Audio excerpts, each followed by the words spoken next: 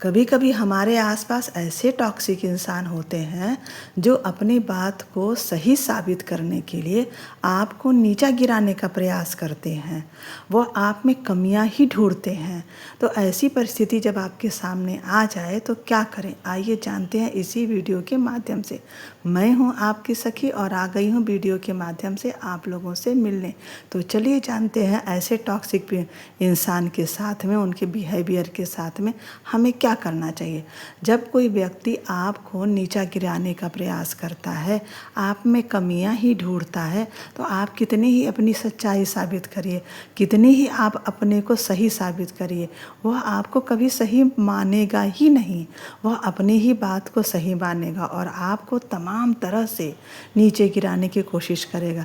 आपकी सारी बातों में वो कमियां ढूंढ लेगा, आपकी सारी अच्छाई में वह बुराइयां ढूंढ लेगा और आपको नीचे गिराने की पूरी कोशिश करेगा।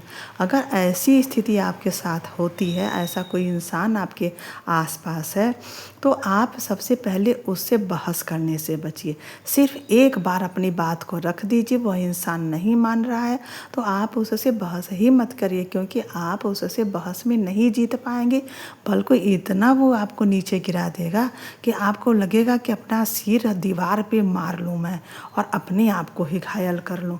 क्योंकि वह इंसान चाहता है कि आप इतना दुखी और परेशान रहे, इसी में उसको खुशी मिलेगा और आपको इतना नीचे हद तक ले जाएगा जब तक आप रोने नहीं लगेंगे, आप चिल्लाने नहीं लगेंगे।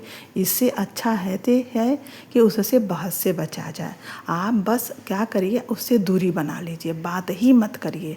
आप सिर्फ अपने काम से काम रखिए और दूरी को मेंटेन रखिए।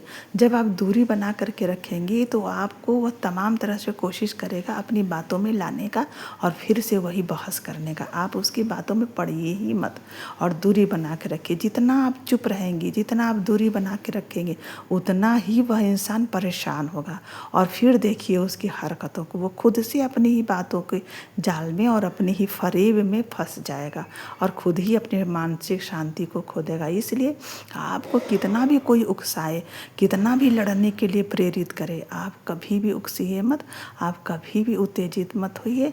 आप एकदम शांति और धैर्य बना करके रखिए और कभी भी बहस में मत पड़िए, क्योंकि उस इंसान से आप बहस में नहीं जीत पाएंगे। वो अपने क्षेत्र का माहिर है, उसको अच्छे से पता है कि किसी इंसान को किस लपेटे में लिया जा सकता है और किस बातों से उसको तोड़ा जा सकता है और किस बातों से उसे दुखी किया जा सकता है।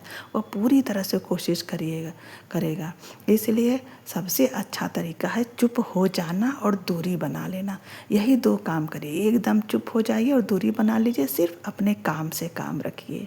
क्योंकि मैं अच्छी तरह से जानती हूँ कि ऐसे इंसानों को कैसे डील करना होता है। पहले मैं भी ऐसा ही करती थी, लेकिन मैं बहस में नहीं जीत पाती थी, खुद ही रोने लगती थी, खुद ही टूट जाती थी। बाद में मुझे समझ में आया कि ऐसे इंसान से जीतने का सबसे अच्छा और नायाब तरीका है कि आप उससे दूरी बना लें, उससे बात ही ना करें। अगर साथ में रहना मजबूरी है तो सिर्फ उतना ही उससे बात करिए जितना ज़रूरी है, जितने में काम चल जाए। बहुत ज़्यादा उससे लाग लपेट करने की ज़रूरत नहीं है, बहुत ज़्यादा उससे प्यार और हमदर्दी जताने की ज़रूरत नहीं है, क्योंकि वह आपकी प्यार और हमदर्दी को समझ ही नहीं पाएगा।